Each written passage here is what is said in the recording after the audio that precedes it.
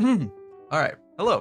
Welcome everybody to Tea Time, numbered episode 6, where the series where I talk about anything and everything that interests me or anything I want to say in this small game called Classic Survive the Teapot of Doom, made by Clockwork. Let's get started with the first topic that I had interest in, like speaking about. It's so from what I've heard, that new Moana movie came out, the live action one, right? I've heard it's bad. I haven't watched it. I don't plan on watching it. Maybe I will. Maybe I will. I don't know. But I don't think I will due to the I don't, I don't think live actions are good. Like there don't get me wrong. There was nothing wrong with the original. I guess like understanding to want a new form of it, but why make a new form of it? The Nothing was wrong with the original. If it To me anyways. That's how it was supposed to that's how they designed it, how they made it, you know? They made it an animated 3D animated, like, kids film about finding your way and how you find it and how you get through your dark times, yeah? So and, I don't know what the live action one teaches is supposed to be teaching. I'd hope the same thing. But it honestly feels disingenuous, right? Because it goes back to the thing about how something was originally supposed to be made. Uh, it sort of exists in a simulacrum, right? Everything sort of does. It takes on the appearance of sort of a indigenous. Okay, it takes on the appearance of indigenous cultures. I believe this might be wrong for me. I might be fucking talking nonsense right now. If so, somebody correct me in the comments or I don't know, call me an idiot while you're listening to this. But in a simulacrum of indigenous cultures, in the simulacrum of a world that does not exist, but only exists currently to that movie and any other like sequel or remake to the movie. But it also exists further in the simulacrum as it's based on that movie, based on the characters from the movies, which are being played by real people, which then turns into how would you say it? Turns into a movie for people to watch. It's a bit too much, right? It's a bit too many like simulacrums in one. And it already makes it a bit hard to suspend the disbelief, right? The first movie, the original makes of the 3D CGI ones, those ones were easy to understand. They are I mean they're stories. I can easily tell this. They're not real, yes. But I don't think that can stop me from getting invested into it. In fact, it might just help it because it's not solely like trying to make it itself like realistic. It's aware what it is. And it doesn't try to shy away from the fact that it is what it is. It's a 3D CGI movie, so it tries to take advantage of it. It uses styles, formats, and complexities that are of CGI, 3D CGI movies of Disney. It completely makes sense. The problem is when you put it into live action form, is you're taking it out of the original context it needed to be in to. Sorry. I ate right before this, so I probably have some like phlegm build up. It takes some real good work to make this not feel like it's out of place because this was originally formatted in a 3D CGI format, yes, and it's turned live action. So it sort of breaks the immersion because you are aware of the reality of people who are playing these characters instead of these characters being what they are as characters. Like, The Rock. Come on. I gotta say, no okay, it's gonna be disrespectful no matter what. No disrespect though. I think The Rock is like the biggest B-list actor ever. He's not he, his acting's not convincing. He's just a character, right? He's a he's a he's a personality more than an actor. That was pulled for a second there. He's more of a character than an actor, right? He has more character than acting chops to me, anyways. And you may ask, "Oh, well, how do you know that you're not even an actor?" The I see somebody who does bad acting, and I say, "Wow, that's bad." It's sort of like in my work, whenever you do good lighting and like good piping, the most people won't notice it. Yeah, it goes for most. That's the standard for most good work in any sort of like job or field. People will not notice it. People will only notice your work when it is extremely bad or bad, just in general. I think that rings true no matter what I say. Holy. I okay, so I guess this is like an electrician thing, but whenever you go into a building, the first thing most electricians do is they'll look up because that's where the lights are for the most part. And when you're an electrician, you can point those things out, right? Most normal people aren't gonna care. They're gonna point it out if it's bad though. Like a missing light, like a lights are like a little bit browner than what they should be. Maybe regulars will point out how some lights are off here and there, but they're not gonna notice, right? I will just say, the regular person will notice when the acting is bad, for the most part. They're not gonna be like crazy, like honed in on it, but they're gonna be aware that this something about this like part here, the way this line was performed is off in a way. It's not right somehow. It's something's missing. Well, granted, there's some people who could just be infatuated with the character itself, like the character of the actor itself themselves, and they might not care, and that's fine. I think that's completely fine to have a like it's completely fine to turn off your brain and not think about things. Is what I'm saying. It's not everything needs to be entirely of extreme thought or measured that is carefully crafted and made for the sake of like high avant-garde like discussions. No, it's okay to be generic and have no real form or like no real strong form of anything, but just be like dumb fun. I think that's why the Minion movies go so well because they are not anything too complicated. They're just made to be fun. I think that's why they're so successful in the market.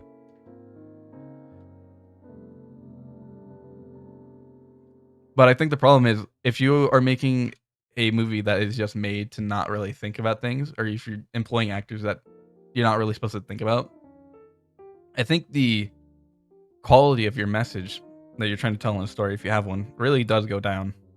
Like it's like exponentially. Because you're telling me I'm supposed to be fucking charting my life, and there's fucking Dwayne the Rock making the stupid fucking faces. Yeah, right, buddy. Give me a break. It's not gonna happen. I can't I can't keep this guy on fucking screen, and I can't keep a serious face when I'm trying to look at him.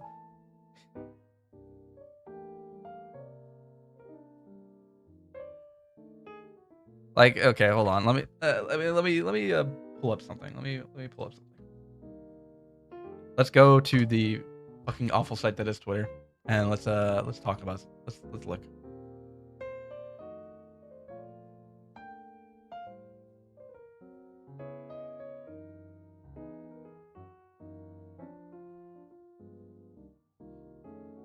Anyways, let's see, Moana live action. I'm sure I can get like a picture of the Rock here in a second.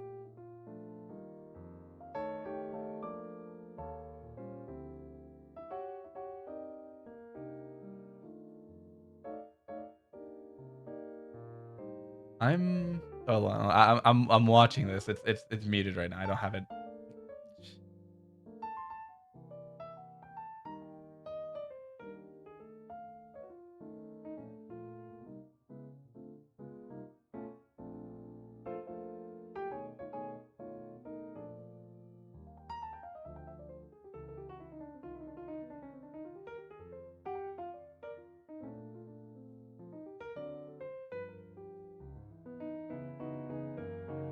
Oh, this is really bad. Okay, no, I'm looking at some of this, and this is actually worse than I thought it would be. So take this scene from when Maui is trying to fool Moana into giving her him his boat, giving him her boat. It's they use the cartoonish medium perfectly because they basically almost display everything on a Maui's chest, which is a constantly moving thing. It's controlled by him, and he has a little guy on it that also sort of like moves around in the medium of his chest, of his like tattoos. And the way they use it was, well, they could use it. In the live action, they don't use it. That's one of the key things about like they don't use it in this scene, and that's one of the key things about that. That's like that convinces Moana that he's like, oh, so fucking great, because he can do this. He's doing it right now. You know, I've been using my my tattoos to move around or move shit around on my body. I'm doing it right now. Like shit. In the live action, it seems like they completely limit that because it would be way too complicated to do it on the form of The Rock. Also, you can tell that The Rock is bald, not because like the makeup artist or anything did a bad work. It's just that The Rock is bald. You can't change this. Maui entire thing is that he had a very very long like locks sort of. In this case, it's a wig. I mean, it's obviously a wig. You can tell this is just The Rock. This is just Rock. He's obviously always been bald.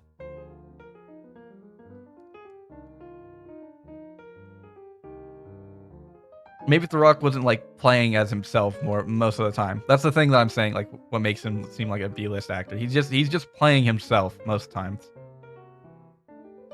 He's not actually playing a character. He's just showing his character for the most part. And it's sometimes it works, sometimes it doesn't. Really, it seems kind of strange every time. It might have been like fine the first time. Somehow he saved like Black Thunder, I think. What was that one called? Black Adam. Yeah, Black Adam. Sorry, I completely forgot what it was called. Somehow he saved that. I don't know. Cult of personality, whatever. This you can show on full display how much it takes away from the experience. Because not only do they use the medium of on his like chest of the tattoos to show things and move things around, they also use generally like animated motion to do it. In this, it has to all be 3D, unless they like change it to not be, but they don't. They all make it live action 3D. And it makes it much harder to fool me into thinking, yeah, this shit is happening. Like, what is okay? So for context, all of this, there's like all the characters that appear in the little like thing where he's talking about like, I killed an eel, I buried its guts. Flowered a tree, now you got coconuts. It shows it on rocks, which is not where it was from originally. He was showing it on his chest to show, yes, these are things I've commemorated into my body. These are things I've done. It enhances the lie that he's committing to this song here, because it's just It was entirely meant for the 3D CGI format, in the cartoon format, right? They completely took it out of it, and now it's complete. It's not good. I've seen a picture of the the crab Shuffrella production. Yeah, Shuffrella production, and man, that crab looks awful. Because the way the crab was, and he was stylized too. He looked very nice stylized. He was, big, greedy, like, he had treasure on his back. He had paint in on the dark. I don't know why that was, but it was cool. It was cool. That part, that's cool.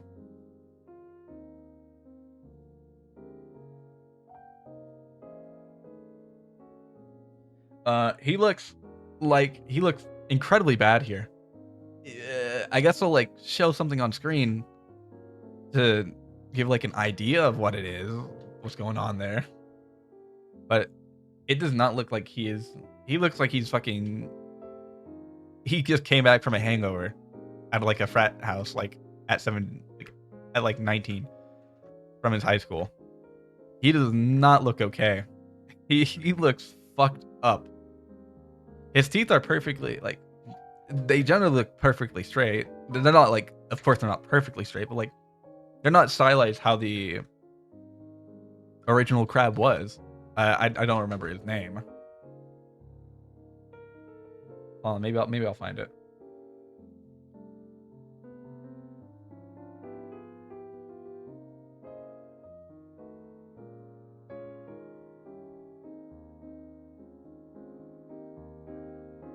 Tamatoa, yeah, okay. The crab's name is Tamatoa, yeah.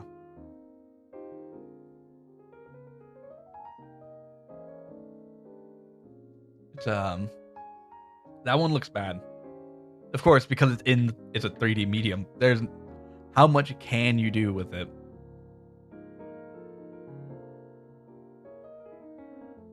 Okay, I was sort of wrong about the him showing it on his tattoo, like on his body. But most of the stuff gets shown on his body. If not, it's shown on a quilt background thing. And thusly it it lends itself to the vibe of the show or the movie because it's quilt. It's human. It's not like you can tell this is like made. These are all like quilts made via like human like design. These are not something that they just appear out of nowhere, and they're obviously CGI.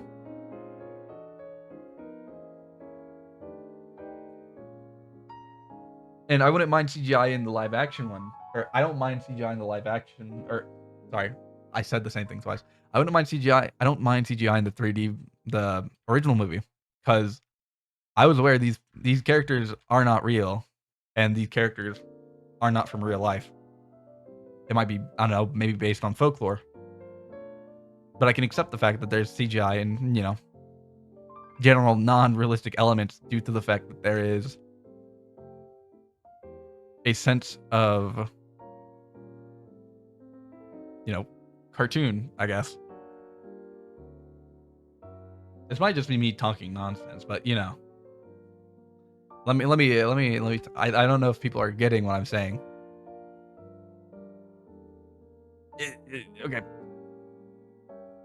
The Moana live action doesn't seem like it properly adapted the format that the original Moana had. Not well enough to be celebrated or heralded as a good movie.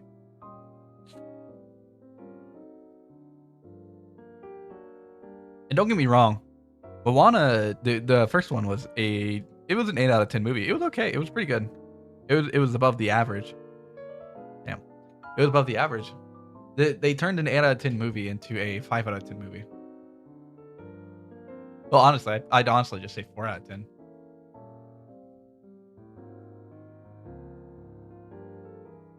It's not like I don't know how to feel about that. I feel like it's just a worse movie now. You've just made a movie, but you've made it worse. You could have remade or like remastered the original, but that's the thing that confuses me, right? because these the live actions, they're very confusing in the fact that they don't add or like try to make anything better. They just try to remake it in a live action format, which is why you these were originally made in a 3D motion picture format. Maybe not 3D, but like, the illusion of it. It's, Lion King was 2D, pretty handsomely made, pretty well made. The Jungle Book was 2D, really good, really well made. The, honestly, if you just take a look at the if you just take a look at the by itself, some of the Jungle Book, like the some of the cells, they look wonderful, and I think the animators knew what they were doing whenever they were trying to bring life into these pictures, which is why it's such a good movie. It's honestly better than I would say it's better than Moana. It's a 9 out of 10 for me. It's honestly a 7 out of 10 solely due to the way it presents itself. The Jungle Book, the live action one, I don't feel like it actually. I granted I haven't watched it because I've watched the original Jungle Book. I don't need to watch a live action unless I'm with, like, I don't know, my kids, which I don't have. I don't need to. I don't need to watch it. If I want to watch the Jungle Book, I'll just watch the original. That's just it's something strange, right? I don't want to say it's like enshittification of like original ideas, but it just kind of seems that way. Damn, I got my shit fucking rocked. I'm gonna go ahead and make a drink real quick. I haven't had anything to drink yet, and I'm kind of you can hear the little rasp in my voice starting to form out now. I'll be back in a second. Okay, I'm back. I got a drink, similar to what the last episode's was.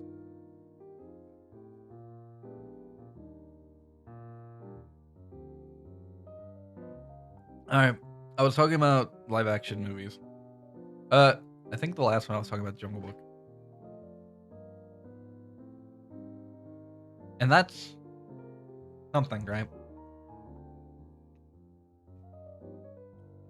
I think, as I said already, it's just these things were made in the formats that they were because that's how they were perceived, right? So you're trying to make a format that was already done like a while ago, and you're trying to reformat it to be live action, and it just rarely ever works out. The live action, okay, maybe I can't think of a single good live action actually. Sorry, I was trying to think. Oh, maybe there's like a positive about some of these. I can't think of anything. Uh,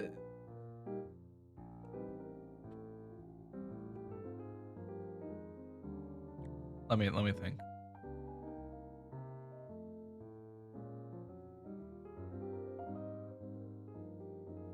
I guess there's another one. The Lion King. That one, original movie. Good, very good. Solid. Also, like I'd say like 8 out of 10 as well. So, it's a 7 out of 10. It's aged a bit for its time, but it's okay. The the work for that one is also pretty good. It's just I don't know. Wait, was it? I need to check this. Hold on. Give me a second. Let me check if this was actually like cell shaded. Was the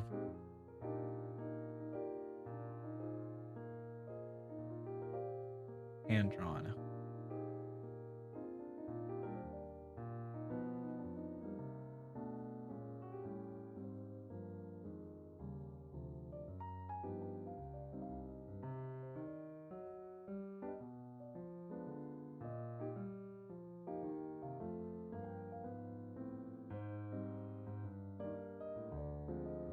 Hold on. I'm not getting like an actual.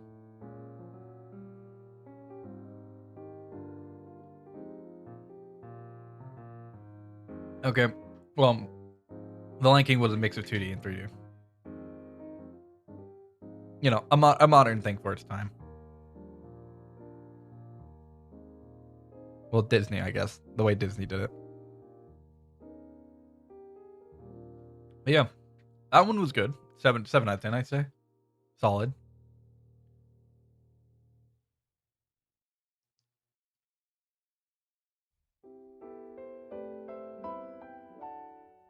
Turn around. There's you make a live action. Well, first off, that's gonna be tough. You're making photorealistic lines. You can't really exaggerate the expressions too much. You can't really do much of that. It's similar to the. It's literally just similar to the Jungle Book. You can't really exaggerate animal expressions much. And the problem is, it, the movie's all about animals. It's the Lion King. The Jungle Book was about, you know, one kid and a bunch of animals. How are you supposed to exaggerate the expressions of these realistic animals without making it completely break the point of the like completely like minute the point of turning them live action, which was to make it more photorealistic. It's why uh Toma uh, Tomatoa. Yeah, it's why Tomatoa was just so.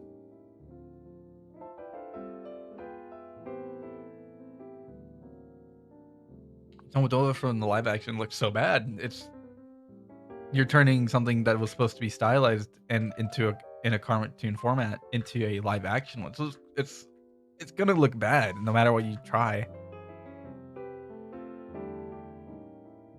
unless you like sort of mesh the cartoon with the live action. And at that point, you're kind of just doing the same thing that Moana did. You're just rehashing it. And at that point, why are you making the movie? Why are you like why are you gonna keep some things the exact same and then completely change some things around to look a bit worse? So I guess I respect it in a way that you decide to keep Tomatoa in a somewhat live action format because it looks awful, but you know, at least you didn't like do the same exact thing that you did last time. Problem is you are still kind of just doing the same thing you did last time, and the fact that you're just remaking a movie that already existed to I don't know who. Like, okay, don't get me the wrong. I'm not mean spirited, but who are the live action movies made for? It doesn't seem like the modern consumer, which is what you're supposed to be making things for. You're trying to make things to make a profit, so you're obviously going to go for the highest amount of people you can get, so you can get the highest amount of money to, you know, make a profit from that thing. So you turn around and you decide to make this live action thing for a movie that was made probably like 4 years ago at this point. How old is Moana? Hold on.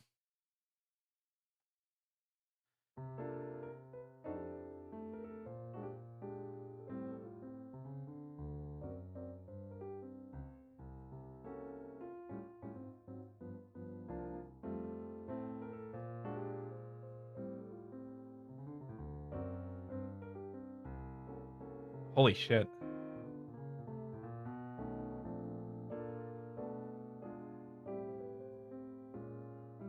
Okay, it was made in 2016, which okay, I will admit that was like 10 years ago. That was a while. But at the same time, why not just remaster it? I know the answer. It takes a lot of money, and a live action is probably just easier. But you're gonna have to like at some point realize that people will most of the time not prefer the live action one because they just don't look good at all. At least I don't think so. If you ask me to choose between the Jungle Book, the original, and the live action, I'm going to choose the original 100% of the time. Same with the Lion King, and the same with this movie. Maybe like Moana 2 and maybe Moana live action is a closer question. But honestly, I didn't mind the Moana 2. I don't think the live action one looks good just from a cursory glance. I don't think I want to watch this. I was watching. Well, granted, I didn't really care about Moana 2. I really just watched it because my family was watching it in the living room, so I decided to join them. But I stayed because I thought it was interesting. You know,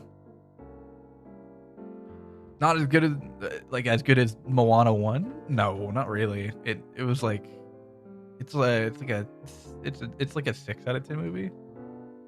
Maybe okay, maybe a 6.5. It's a 6.5. Point is, I was interested enough to not really want to fucking look away from my screen. Uh, Tomotoa looks downright awful. Not like a fucking he looks so awful because he's a villain. He looks awful just design wise. He doesn't look good. Now you kind of ruined his style. Because this point was he's supposed to be like a sort of money like grubbing kind of character. His edges were sharp on his like face. He had sharp body angles. He had a general round like body structure in the middle though to show that he wasn't kind, but he was more of a lazy person, like a greedy person who lived at the depths of the ocean.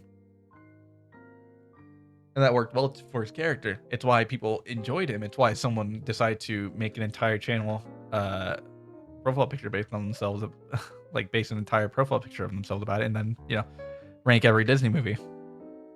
Wink, wink, nudge, nudge. It's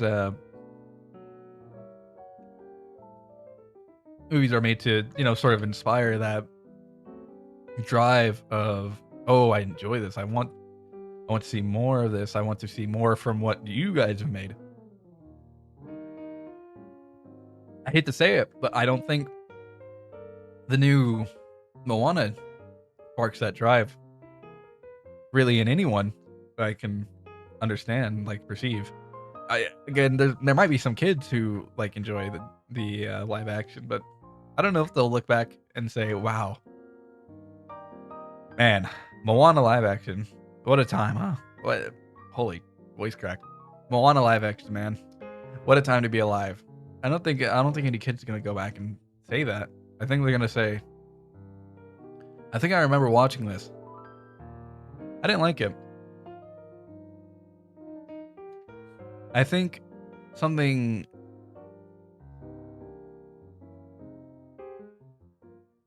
I think a series that does live action well is sort of the Spy Kids series. At least the first 3 movies. I don't know about the 4th or 5th. I know that there was a 4th and a 5th one released, but I have not watched it, and I have not heard good things about it. Haven't heard anything about it actually, so I'm gonna assume that it had no noteworthy charm or qualities about it, and I will move on with my day. Uh, but the thing about the Spy Kids movies was they already had that sense of this is not really what is happening. Like this is just sort of this is all sort of bullshit. It's mixing the realism with the absurdity of the idea that there's fucking walking talking thumbs or like walking thumbs made like thumb people who are converted in to be these thumbs through like a kids broadcast show. It like turned into these fooglies, whatever they're called. There's always there's already that sense of unrealism with the realism of these real people being in there.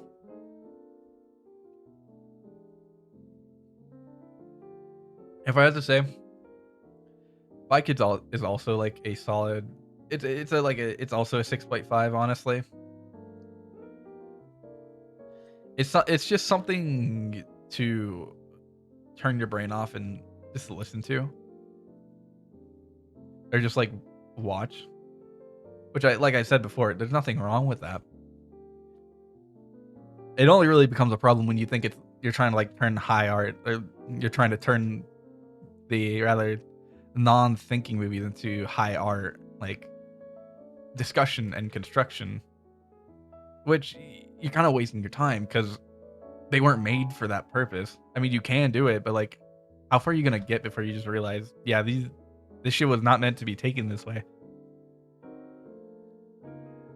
I guess there's like a certain niche to it, which is it's nice to have on the internet.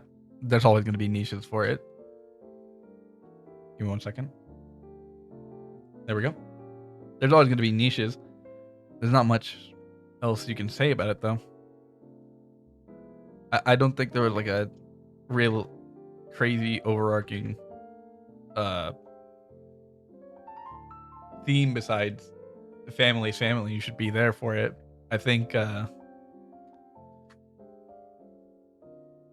think Shark Boy and Lava Girl is a much more interesting concept for it, for exploring themes in the person.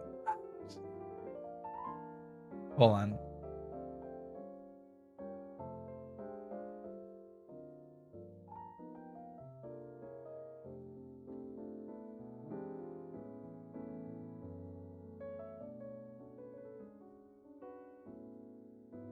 Uh yeah, okay. I think it's a much more interesting movie to explore Robert Rodriguez's bleh. I think it's a much more interesting movie to explore the way Robert Rodriguez analyzes some things and like makes themes of in movies that are similar to this format. Spy Kids 2 is also interesting. I think it's pretty much the same thing. It's also a 6.5 out of 10. It's not bad, but it's not like anything that you're thinking really hard of, that you're really thinking hard about after you finish it. I also think Spy Kids 3 is one of the better ones, which it's the game one. It's the one where they like get transported into a game, or if they die in the game, they die in real life.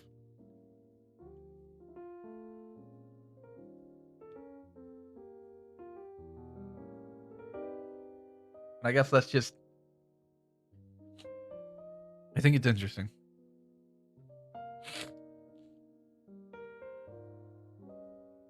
because from what I understand, after like not watching the movie for like I don't know, fucking 5 years and having a general grasp of what it was from all these years ago, it's to try not to develop yourself into the online space too hard, or else you might just like get lost in it, which is a fair one. It's whatever. It's definitely there. It's one of the it's one of the themes of all time to have. It's an obvious one, but I think the other one is based on the grandpa and the main villain of this movie of Spy Kids uh 3 is the fact that you shouldn't hold grudges for too long on for anything, which I was talking about this like episode 5. So this isn't anything new. But grudges don't really do anything for you. They are simply just ropes. They hold you are holding them and they hold onto you back and you are stuck there. You are holding this rope and you are holding and holding and holding. What does this do? This does nothing for you. You're wasting your time trying to I don't know, maybe make something right, make something like trying to find a reason for somebody to make something right for you that someone who may have maybe wronged you, which is pointless for the most part because uh, if they don't know they've wronged you, then they probably never will unless you tell them. If not, they'll never know. You will you'll know that you've been wronged, but if the other person doesn't know, you're just holding a rope for no reason. You're holding a an account that's open for also no reason. Like you're holding a checking account for no reason. You think a an apology might come one day. It might never. It's probably never gonna come if you Well, it's probably just never going to come in general. You should not expect one to come. You should really learn to move on. Not like, I guess maybe forgive is like, I guess the right word I'm looking for. You should forgive the action so the action has no effect on you. You don't need to forgive the person, because the difference between a person and an action is a bit different, because people themselves are a list of actions. They're like a bunch of actions combined into one moment of a person that you see as they are right in that moment, in the future, in the past.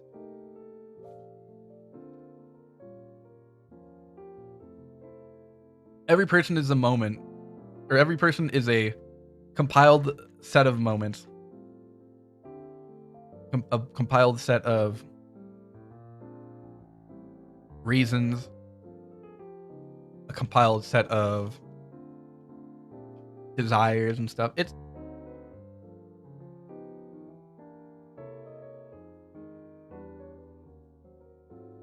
a bit complicated than that, but if I could like try and simplify what people are in my eyes, I guess that's what it would be.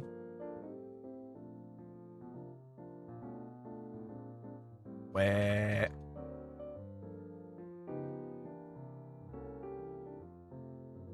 And I think at the end of the day,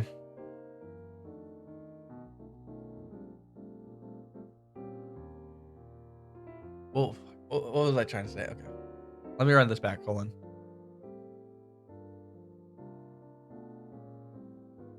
Let me think. Hold on. Okay. So I went from. Let me try and retrace my steps here. I went from you should not hold grudges. You should forgive the action. Yeah, okay. You should forgive the actions.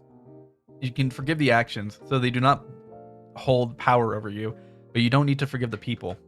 Because as I was saying, people and their actions are sort of different. They're sort of they're part of a similar through line, but an action is a moment, like a moment that someone has chose to make a choice, or like a choice, yeah. They are not entirely of that choice. Like they're not entirely made from that choice. They're a bunch of choices. It's not just one choice that defines them. It's a bunch of choices that lead to a bunch of events, a bunch of reasons, a bunch of things that happen. But an action is a choice in a moment, just one. It's sort of one. It's one decision, it's one action, it's one choice, it's one moment. So you can forgive the moment, but you don't need to forgive the bunches of moments that they are, if that makes sense. Forgive the moment so it does not hurt you anymore, but you don't need to forgive the person because they are a mate of perhaps several moments that you did not enjoy. Is the takeaway from what I'm trying to say there. Shit, where did I even go from there? Oh yeah, okay. I was trying to I was trying to remember where the fuck I even came from to get to this point. Yeah, it was a Spy Kids 3 movie. 7 7.2. 7.2 out of 10.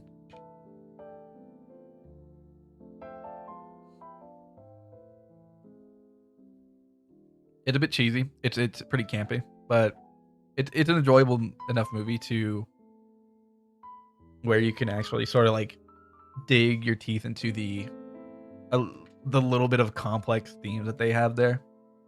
Which they're not too complex, but they're complex enough for you to think about and like um, mull over for a little bit.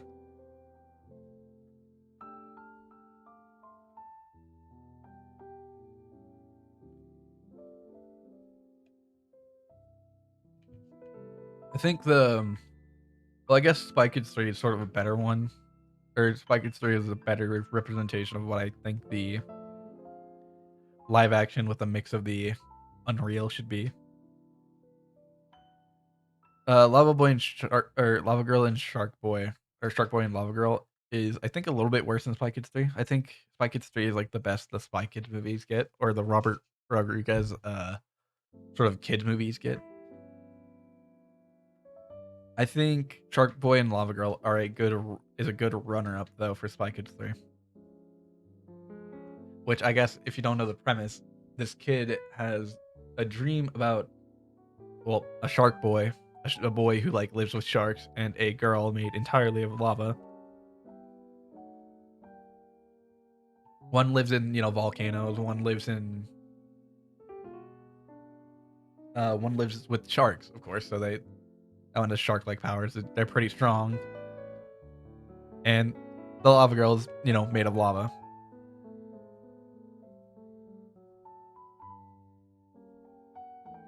And main villain is Mr. Electric.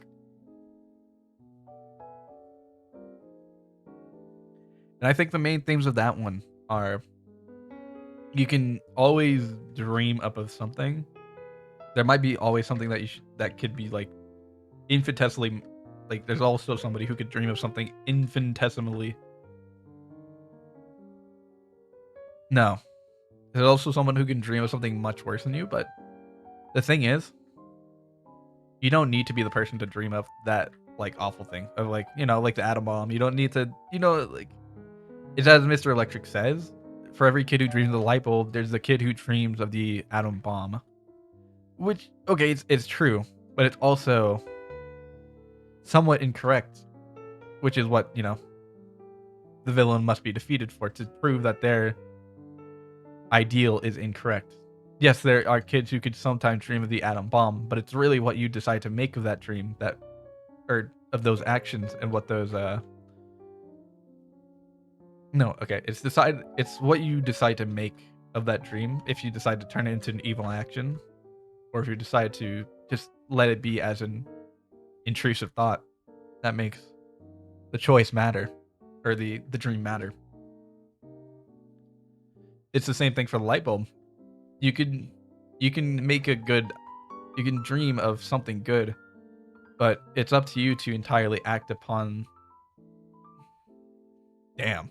It's entirely upon you to act upon that dream, whether you want to or not.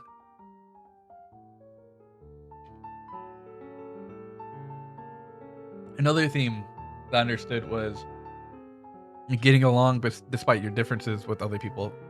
Since, of course, sharks, water and lava obviously don't mix. These things are complete polar opposites. But despite that, at the end, they have their problems with each other. They do things a bit differently. They have a bit of a different place of living. At the end of the movie, though, they do end up getting along well enough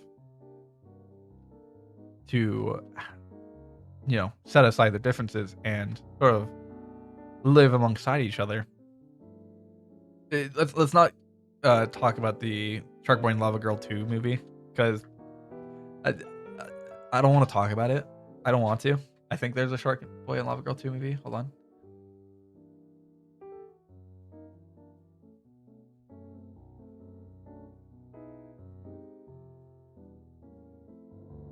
Yes, it's called We Can Be Heroes.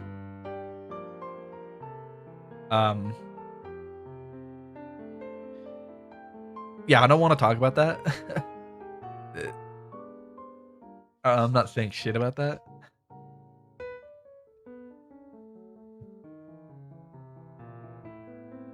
Because if you don't know, Shark Boy and Lava Girl come from the main character Max's dream, and in the follow up to that movie, Shark Boy and Lava Girl, Shark Boy and Lava Girl have a child, two children.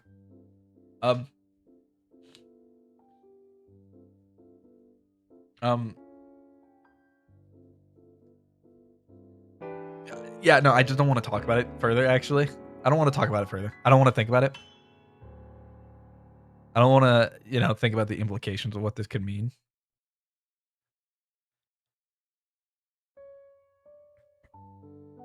But really, it's a nice movie for what it was. It's just a 7. It's all right. It's pretty all right.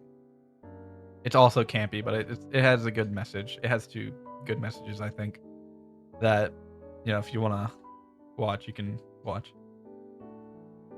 But it also it combines the unrealism with the real. in the dream segments and the real life segments, which there's not many real life segments. They're of course not. They don't include the CGI at all. Uh, it's just a scene with a bunch of like sometimes kids in a classroom, sometimes it's Max's house, but they never really include the uh Unreal within Max's dreams that he has. That only is saved for the dreams,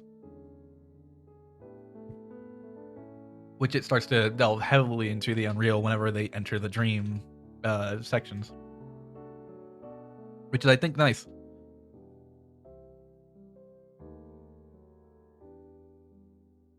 Granted, still a 7 out of 10. It's I feel like it's the biggest, one of the better like examples, and right next to Spy Kids 3, Game Over, of putting like live action into uh mixing live action with the Unreal and the cartoonish.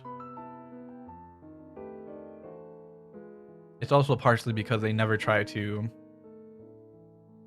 integrate things that were originally not made for it. It's an entirely original work within itself. There's no other. There's no remakes. It wasn't a remake or a remaster. It's its own original separate thing. So it's not trying to be. They're trying to be a simulacra of something else. If you get what I mean. Sort of pointless.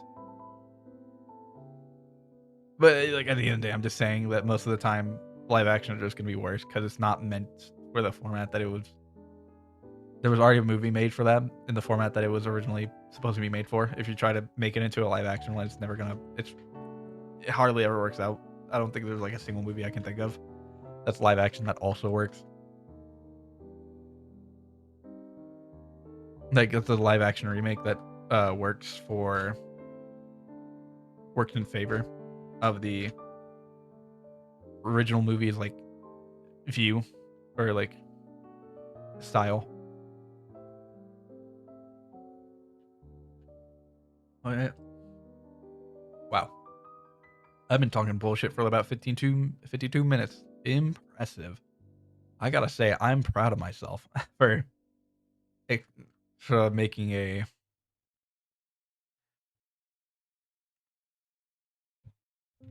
rant about what's live action movies and why they are rarely better than the original counterparts, or rarely live up to the expectations of the original counterparts. Into like a little 53-minute rant. I feel like I was sort of like cognizant in the way I was speaking about it. I think I was. Maybe if I wasn't, tell me in the comments. I thought I thought I was cooking a little bit. I also went off on a tangent about like grudges and stuff and themes and whatnot. I don't think those really matter as long as they sort of get captured in the live action the way they get caught in the original. That's whatever.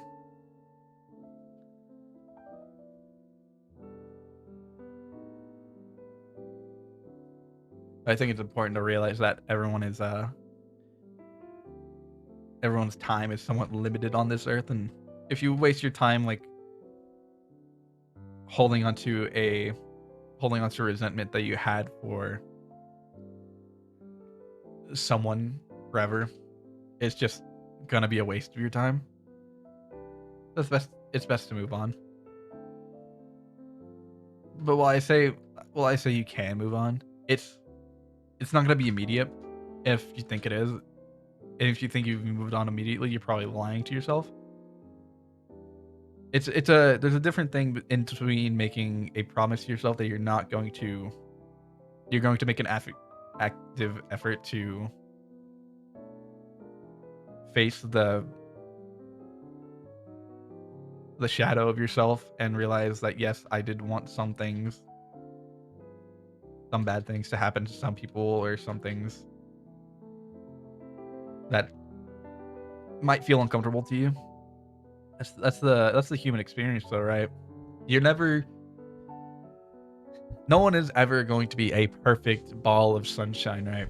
It's never it's never black and white. I am the good guy. I make all of the good rules. I there's always going to be mistakes. I think if you forgive yourself first before when making those mistakes, you will have a much easier time in being kinder to yourself, and thusly you will have a much easier time in being kinder to others. Uh, you can have grudges, but try not to hold on to them for too long. It, to realize that you've been hurt is a completely normal experience, and to want to have a sort of a sense of justice for it is completely reasonable. But if you realize that justice will never come, it's best to let it go and just realize that it happened, and there's nothing I can exactly do to change it as it already happened. It's not gonna undo itself. Hell, if you're trying to block off the people who could potentially help you, that's just doing yourself a even worse favor. So, what I'm saying is, you can hate somebody in the moment, but you should not let this hate consume your everyday life. You should promise yourself to face this hate as it is and realize it exists in yourself. Thusly, you will be able to much easier be rid of it, if that makes sense.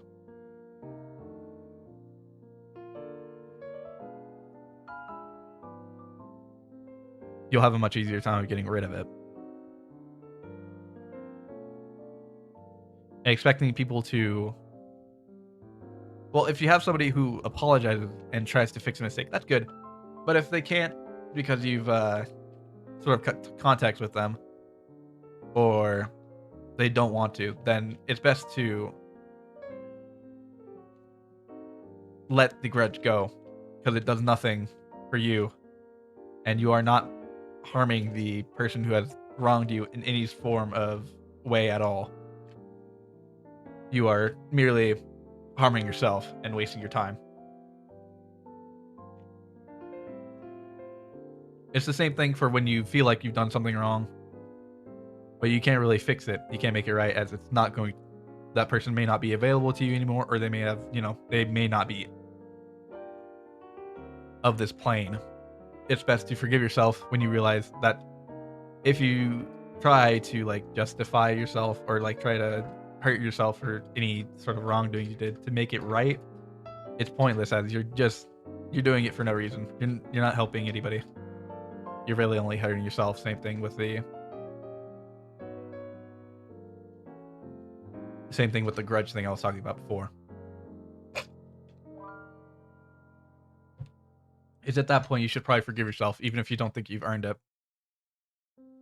You may not just feel like you ever earned it, but if you end up waiting to feel for a moment where you will feel that you have deserved the right to move on, you will sort of end up waiting forever, and it will never come to pass.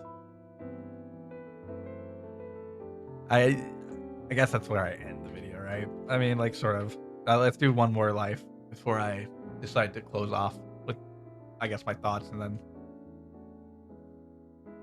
I say video. It's a podcast. It's just a podcast.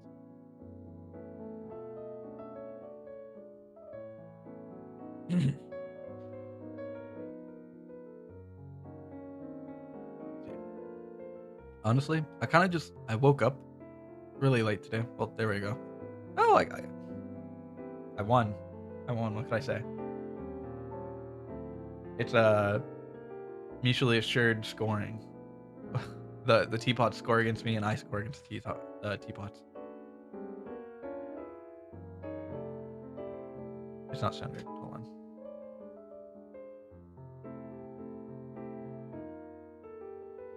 It's not perfectly. It's never gonna be perfectly centered. Who cares? As long as you do it, all that matters. Closing thoughts. for the podcast. Live action movies rarely ever work. Don't hold grudges too long. If you're gonna hold resentment, well, actually, don't hold grudges. You can hold resentment. Just don't let it consume your entire life. Learn to forgive yourself, and you will find yourself being able to forgive others much easier. And I think that's pretty much all that I have to say for this episode. So for now, I've been your host, Young Keith, and the cafe is now closed.